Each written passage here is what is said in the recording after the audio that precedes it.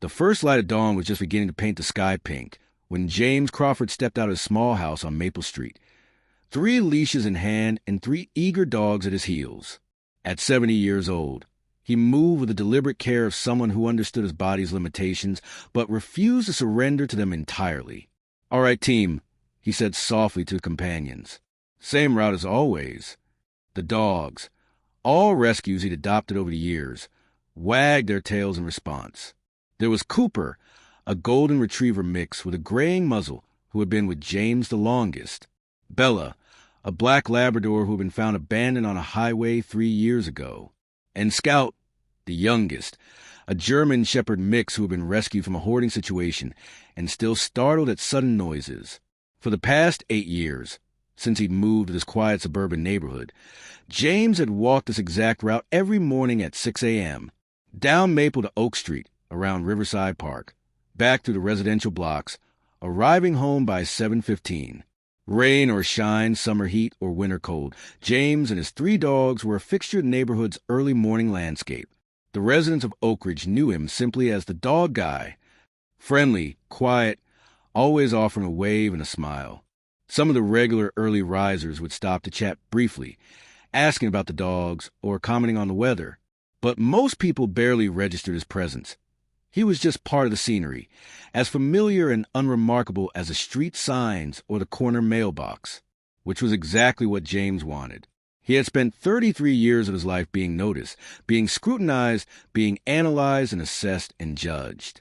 33 years in the FBI's Behavioral Analysis Unit, profiling serial predators, understanding the darkest corners of human psychology, teaching others how to recognize danger before it struck.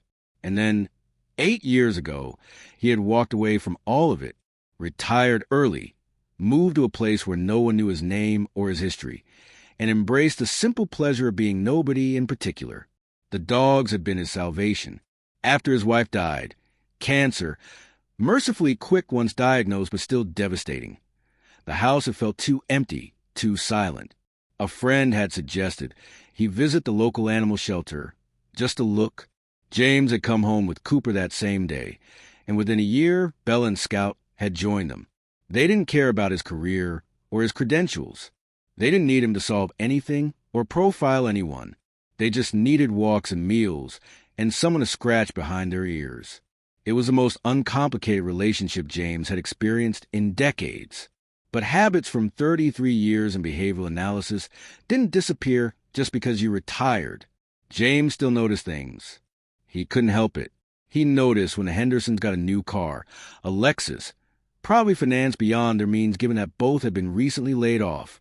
He noticed when teenage Kevin Morrison started leaving the house at odd hours, and correctly deduced a girlfriend his parents didn't approve of.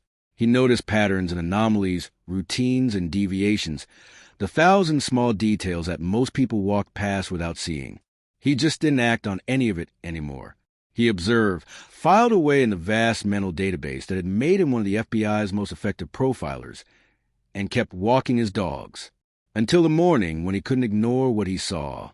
It was a Tuesday in early October, crisp and clear, the kind of morning where everything felt sharp-edged and present. James had just turned onto Oak Street, the dog sniffing enthusiastically at a fire hydrant, when he saw the little girl.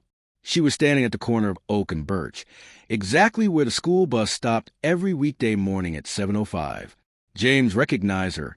Emma something, 8 or 9 years old, lived in the blue house with the elaborate Halloween decorations already up. She was wearing a purple backpack and was absorbed in her phone, probably playing a game while she waited. The neighborhood was quiet at this hour. Most people were still inside, getting ready for their day. Emma was alone on the corner. And then James noticed a car. It was a dark blue sedan, older model, pulling slowly along Oak Street. Nothing inherently suspicious about that. Cars drove through the neighborhood all the time. But something in James's mind, that finely tuned instrument that had been trained to recognize predatory behavior, started sending up warning signals. The car was moving too slowly. Not the speed of someone looking for an address, but the deliberate crawl of someone surveying. As it approached the corner where Emma stood, it slowed further. James's hand tightened on the leashes. Cooper, sensitive to his mood, looked up at him questioningly. The sedan stopped at the corner, directly in front of Emma. The driver's side window rolled down. Every instinct James had developed over 3 decades suddenly screamed danger. He couldn't hear what was being said from where he stood, about 50 feet away, but he could see the body language. The driver, a man maybe 40, James couldn't see much detail from this angle, was leaning toward the window, speaking to Emma. The girl had looked up from her phone, appeared confused. Then Emma started to approach the car. James didn't think. 33 years of training overrode 8 years of intentional retirement in an instant. He dropped the 3 leashes and ran. At 70 years old, James Crawford was not fast. His knees protested, his breath came hard, his heart hammered against his ribs. But he had maintained his fitness as best he could, and more importantly, he had the driving force of absolute certainty. This child was in imminent danger. "Emma!" he shouted, his voice carrying that command authority that he hadn't used in 8 years but hadn't forgotten. Step back from the car. The girl froze, startled by the shout. The driver's head snapped toward James, assessing this new variable in his plan. James covered the 50 feet in what felt like both an eternity and an instant. He reached Emma just as the driver pushed open the car door, clearly having decided to escalate from luring to grabbing. James planted himself between the door and the child, his body language shifting into something that anyone who'd served in law enforcement would recognize immediately. The stance of someone trained, capable, and absolutely committed to protecting the person behind him. "Emma, get back," James said, his voice steady despite his racing heart. "Move away from the car right now." "But he said my mom sent him to pick me up," Emma said, confused and frightened by the sudden intensity. "He knew my name." Of course he did. Predators did their research. They learned names, studied routines, crafted convincing lies. "Your mother didn't send him," James said firmly, keeping his eyes locked on the driver. "Emma, I need you to walk to Mrs. Peterson's house right now. Ring her doorbell and tell her to call 911. Can you do that? But now, Emma." Something in his voice, the absolute authority, the lack of room for argument, made the girl obey. She turned and ran toward Mrs. Peterson's house, 2 doors down. The driver's calculation shifted visibly on his face. The opportunity had been blown. The question now was whether to try to salvage it or abort entirely. James made the decision for him. "Don't even think about it," James said quietly, his voice carrying clearly in the morning stillness. "You're already done here. The question is whether you leave quietly or whether this gets worse for you." The driver's eyes narrowed. "Who the hell are you? Her grandfather?" "Someone who knows exactly what you are," James said, "and someone who's memorized your license plate, your make and model, and your face. You have about 3 minutes before police arrive. I'd suggest you use them to drive away." For a long moment, the man didn't move. James could see him weighing options, calculating risks, trying to determine if this old man was actually a threat or just bluffing. James let everything he'd been, everything he'd learned in 33 years of understanding predators, show in his eyes. The driver saw something in that gaze that decided him. Without another word, he pulled the car door closed and accelerated down the street, taking the first right turn and disappearing from view. James's knees nearly gave out from the adrenaline dump. He bent forward, hands on his thighs, trying to catch his breath. Behind him, he heard the scrambling of paws on pavement. His 3 dogs, dragging their leashes, had caught up and surrounded him anxiously. "It's okay," he muttered to them, running a shaking hand over Cooper's head. "It's okay. We're okay." By the time the police arrived 7 minutes later, the neighborhood had woken up. Emma's mother had appeared, frantic and tearful, alternating between hugging her daughter and thanking James incoherently. Mrs. Peterson had come out, had seen the whole thing from her window, was already giving a statement to the officers. And James found himself, for the first time in 8 years, in the spotlight he'd been avoiding. The responding officer was young, thorough, and clearly shaken by how close this had been. "Mr. Crawford, you may have saved this little girl's life," Officer Martinez said, looking up from his notepad. "Can you walk me through what you noticed? What made you realize this wasn't just someone asking for directions?" James hesitated. This was the moment where he could deflect, minimize, play the role of concerned citizen who happened to be in the right place. But Emma's mother was standing 10 feet away, holding her daughter like she might never let go. And James knew that car was still out there, that driver was still hunting, and that giving the police every piece of information might prevent this from happening to another child. The approach pattern, James said quietly. The slow crawl, positioning the vehicle to minimize sight lines from houses, stopping the corner rather than pulling to the curb. It's classic predator behavior. The fact that he knew her name suggests pre-surveillance. He'd been watching her, learning her routine. This wasn't opportunistic. This was planned. Officer Martinez had stopped writing and was staring at him. That's incredibly detailed analysis. Are you in law enforcement? James said, a long time ago. What department? FBI. The word hung in the air. Emma's mother looked over sharply. Several neighbors who had gathered were staring. FBI, Martinez repeated. Doing what, if you don't mind me asking? James sighed. So much for anonymity. Behavioral Analysis Unit. Profiling violent offenders, specifically those who targeted children. The neighborhood's perception of the quiet dog Walker shattered and reformed in that instant. By the end of the day, James's phone, which rarely rang anymore, had gone off a dozen times. Neighbors he'd only waved for 8 years were calling to thank him, to ask questions, to express their shock that an FBI profiler had been living among them unrecognized. The local news picked up the story by evening. Retired FBI profiler thwarts child abduction in quiet suburban neighborhood. The report was brief but hit all the key points, including James's 33 years in the BAU. James watched the coverage from his living room. The 3 dogs sprawled around him and felt the weight of unwanted attention settling back onto his shoulders. The next morning, he debated breaking his routine, staying inside, letting the attention die down before resuming his walks. But at 5:55 a.m., the dogs were at the door, and James realized that hiding wasn't the answer. He stepped out at exactly 6 a.m. Same as always. The neighborhood was different. People he'd never spoken to before were suddenly outside, ostensibly checking their mail or retrieving newspapers, but really waiting to see him. Several called out thanks. One man shook his hand with such vigor it hurt. A woman brought him coffee in a travel mug, insisted he take it. Emma's mother approached him at the corner of Oak and Birch, the same corner where he'd intervened yesterday. She was holding Emma's hand. Mr. Crawford, she said, her voice thick with emotion, I don't have adequate words. You gave me my daughter back. I'm just glad I was there, James said honestly. Emma, who yesterday had been a stranger to him, stepped forward and wrapped her arms around his waist in a tight hug. Thank you for saving me, she said, her voice muffled against his jacket. James felt something crack in his chest. He gently returned the hug, patting her shoulder awkwardly. You're welcome, sweetheart. And from now on, you wait inside until the bus actually arrives, okay? Your mom can watch from the window. I will, Emma's mother promised fervently. Over the following weeks, James noticed more changes in the neighborhood. Parents were walking their children to bus stops now, standing watch until the buses arrived. A neighborhood watch program formed, with James asked, then pressured, then practically begged, to provide a training session on recognizing predatory behavior.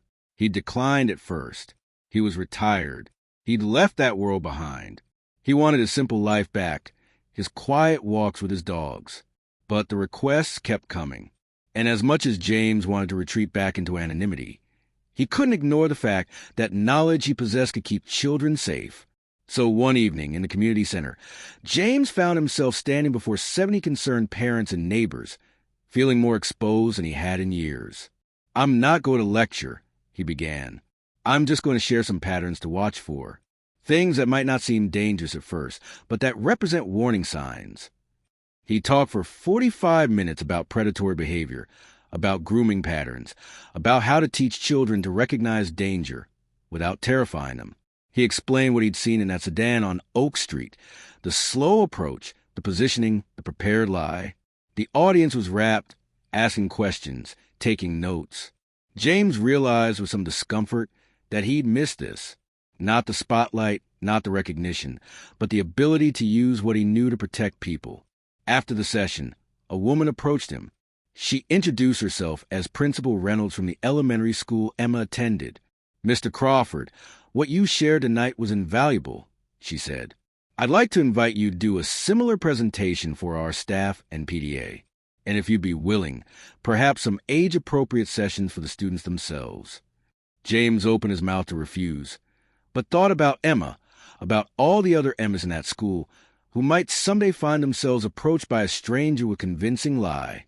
"I'd be willing to do that," he heard himself say. What started as one presentation became a series.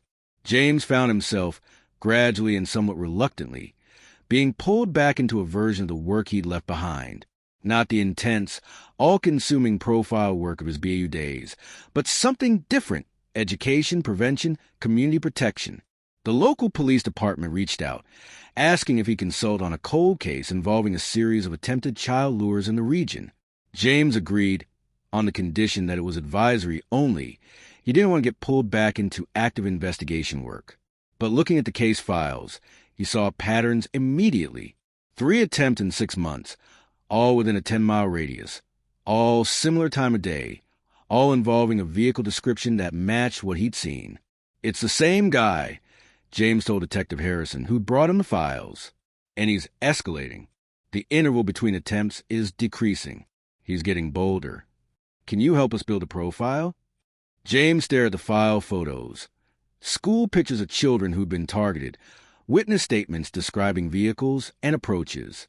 Everything in him that had been a profiler, that had spent decades understanding how predators thought, recognized the urgency. "Yes," he said finally, "I can help." It took 3 weeks. James worked from home, reviewing files, building behavioral profiles, working with Detective Harrison to develop potential suspect parameters.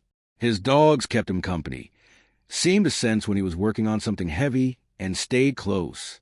The profile led to a suspect, a man living alone, history of concerning behavior, vehicle matching the description. When police executed a search warrant, they found evidence connecting him to not just the recent attempts, but to 2 successful abductions from neighboring states years ago. The children had been recovered alive.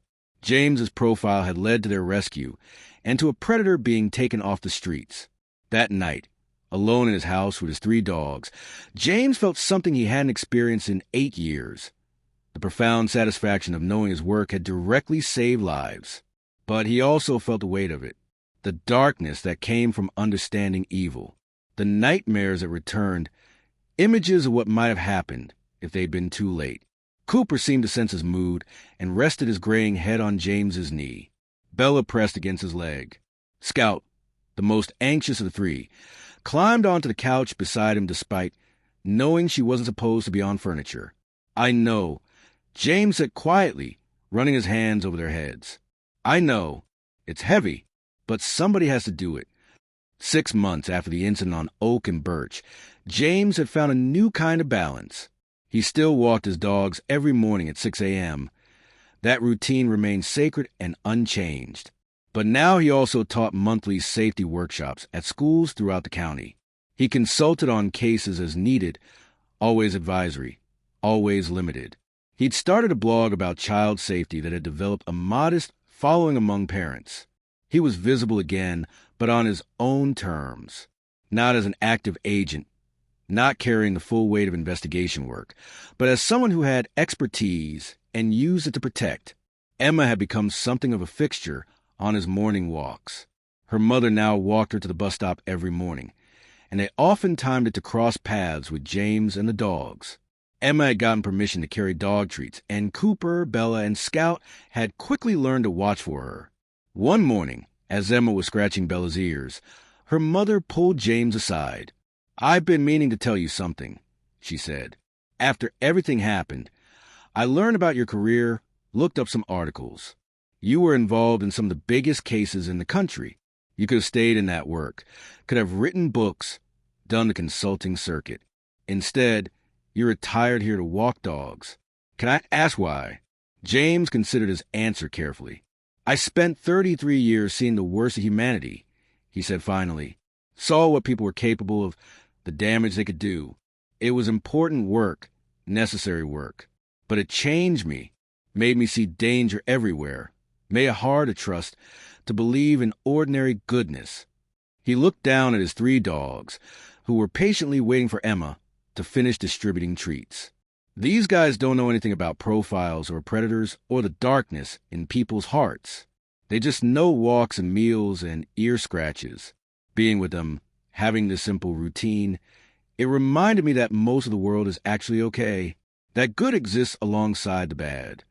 And now, Emma's mother asked, after what happened with Emma, after going back to that work even a little bit? James thought about it. Now I know I can't fully leave it behind. That knowledge, that training, it's part of who I am, but I don't have to let it consume me anymore. I can use it when needed and still come home to, he gestured at his dogs, to this, to normal life, to being more than what I did for 33 years.